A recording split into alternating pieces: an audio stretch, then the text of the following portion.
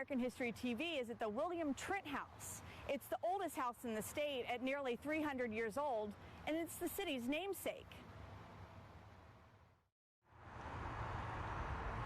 The 1719 William Trent House Museum is located in downtown Trenton and is the oldest historic house in New Jersey. So William Trent was a Scottish-born merchant based out of Philadelphia. His merchant business, despite its ups and downs, did make him very wealthy, and he purchased his first home in Philadelphia and his second summer home right here where we're standing. So his merchant business dealt with shipping and both importing and exporting goods such as rum, molasses, wine, and he was also involved in the slave trade. Now, as well as some of the products that he did both import and export were slave made in both the West Indies and in Africa. So he did choose this location for its nearness to the Delaware River and the shipping routes, as well as being local to inland routes, because once the objects were brought to the shipping area where they could no longer pass on the Delaware River, they went through inland routes via Mr. Trent. So he brought goods to Philadelphia and anywhere else that needed them. There were not a lot of things in the area. Actually, when Mr. Trent came here, he became not only the major landowner, but also the major employer. So he had mills and breweries and farmlands and orchards and things like that, and he employed a lot of local people, so thus making him major landowner, major employer, and at one point he incorporated the town, so he laid out the city streets and planning. So the locals started calling it Trentstown, and from then we get Trentstown to Trenton, so he was actually the founder of the city. He started construction in this house in 1715. As I said, it was his summer home. He moved here with his second wife and their one child. This house is built in the early American Georgian architectural style. There are a lot of things that represent that here as we go through the house. I'll show you. But he started construction in 1715, completed in 1719.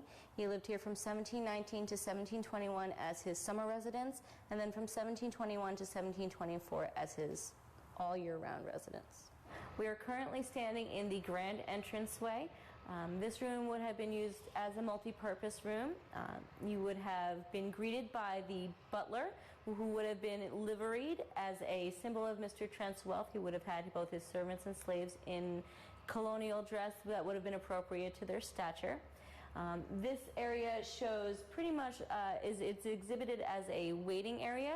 Mr. Trent was a Chief Justice of the Supreme Court, so he did see business here. So we do have some chairs set up that would have been similar to what you would have seen during this time frame. So I'm going to bring you into one of the first rooms that we have here to show visitors. This is the front parlor. This room would have been used for several purposes as well, based on lighting and heating conditions. The way it's set up currently, it has nothing but antiques. This room is full of William and Mary furniture. If you take a look at some of the tops of these chairs, they have crowns on them.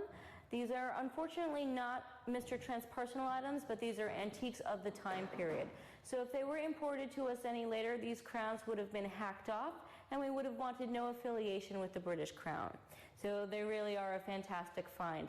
If you look up and down the chairs, you see a lot of intricate scroll work. The William and Mary period was influenced a lot through Dutch, Flemish, and all sorts of different influences. So we see them here in the chairs. Mr. Trent was a wealthy merchant, and he did entertain a lot of important clients for both his business throughout the courts, as well as just general entertaining and dining. He was well-to-do in the community, and he would have wanted to show that off. So any and everybody who would have been of his same status and class would have really spent some time here, and they would have engaged in dining like this. Downstairs here would have been a public place open to any type of public, and we would have wanted to show off at this time. So the doorways would have been larger, and there also would have been brass handles on the doors down here.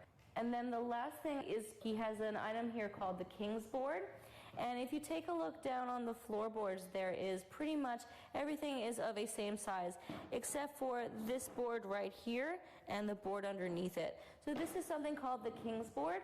This was a highly taxed item and pretty much used for the king's uses exclusively. Shipping, army projects, anything that he would have used. The fact that Mr. Trent blatantly has it on his front parlor floor is really pretty much saying that he doesn't care that it's taxed and it's the equivalent of having a very nice car in your driveway in today's standards. So Mr. Trent was showing off, and this is the way he would have done it. So he was a wealthy merchant, and what that meant for this time frame was that he brought in a lot of luxury goods for himself and his family members. He also would have had, as is on his probate inventory that was taken 2 years after his death, he did own 11 slaves at the time of his death, which actually accounted for about a third of his wealth. So we've come downstairs into the in-house kitchen at the William Trent House Museum. Now, an in-house kitchen would not have been the most common thing during this time frame. The reason being was this was quite a fire hazard. But Mr. Trent was a wealthy man, and he got what he wanted, so hence the in-house kitchen. So what you see here, this is our kitchen hearth, and there are a few different things in here that are really very interesting. We have something called a clockwork spit jack, and this is something that would have powered a rotisserie. Prior to this invention, this would have been something that would have been done by either slave labor or canine labor. They would have constantly had to turn the spit. The way this invention works is that there are two weights that will actually pull the spit down, and it will continue to crank everything. And then once the weights have come to the bottom, they would rewind everything, and then the spit would just turn on its own. And also over here, if you take a look, we have something called a beehive oven. Now this would have been used for baking purposes and would have had a steel or iron door that would have kept it shut. But this was a very multi-purpose area. If you compare it to a modern kitchen, this is your stovetop and oven and everything all in one. So this is Mr. Trent's bedroom. This is in the upstairs portion of the house. What you see here is something called a camp or a campaign bed. This would have generally been used by the military and would have been used as a portable way to find some rest and or shelter. However, this version is quite overly large and is decorated with printed floral cotton sheets. And these would have been quite the luxury item at the time. Anything that would have been printed in cotton would have had to have been imported at a very highly taxable rate. This room is also separate from Mrs. Trent's bedroom. The convention at the time is that they would have slept separately, but both of which are adjacent to a hallway closet that they would have had access to, both a servant for either both Mr. and Mrs. Trent or one for each of them. So he didn't spend a lot of time here, unfortunately. In fact, he is one of the residents who spent the least amount of time here, even though everything is named for him. So from 1719 to about 1724 was his tenure here, and that did not include some of it being part-time. So he actually passed away on Christmas Day in 1724 in the house. So his death was unexpected. He died of what they are deeming an apoplectic fit, so either a stroke or a heart attack, and was likely during this time for men who were not expecting to pass. He did not have a will, so again they did a probate inventory 2 years after he died. We don't find any personal items or anything of that nature simply because family members would have come and taken things that they deemed important and things like that. So after Mr. Trent died, there were about 20 different residents of the house. We've had some pretty highly prominent roles in history. We have been a governor's mansion, a mayor's residence. We were on both sides of the Revolutionary War. We had both a loyalist and a patriot living here, at different times, of course. And then we've also had several private residents, the last of which was Edward A. Stokes, and he actually gifted the house to the city at the end of his tenure in 1929.